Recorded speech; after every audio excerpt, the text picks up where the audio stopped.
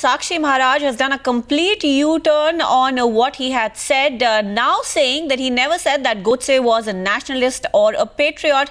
This U-turn coming despite the fact that his earlier statement was on camera.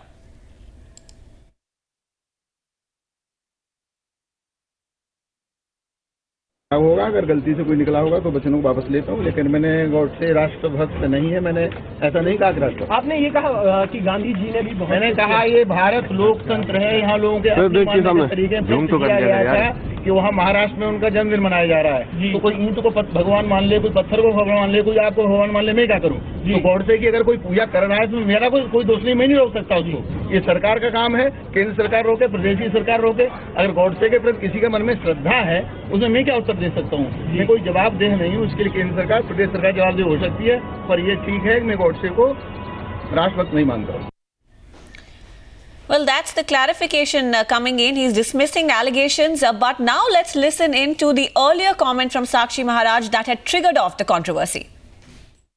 मुझे लगता है कि नाथूराम गॉडसे भी एक राष्ट्रभक्त था और महात्मा गांधी जी ने भी राष्ट्र के लिए बहुत कुछ किया, तो लोगों का अपने तरीके से सोचने का तरीका है। मनाया जा रहा है कि नहीं मनाया जा रहा है इसकी जानकारी मुझे नहीं है, इसलिए उस संदर्भ में कोई टिप्पणी नहीं करना चाहूंगा।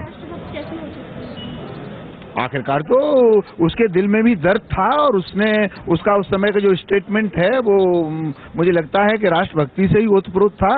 किसी कारण से गुस्सा से अगर उसने कोई गलती की होगी तो मुझे इस संदर्भ में नहीं, लेकिन वो राष्ट्रद्रोही भी नहीं था। Well, he's denying that statement was ever made now. Now, clearly, this is damage control mode after there was ruckus in the Rajya Sabha today as opposition leaders protested against the reported celebration of Mahatma Gandhi's assassin, Nathuram Godse's birthday. Now, adding to the controversy, BJP MP from Unnao, Sakshi Maharaj, had said that Godse was as much of a patriot as the Mahatma.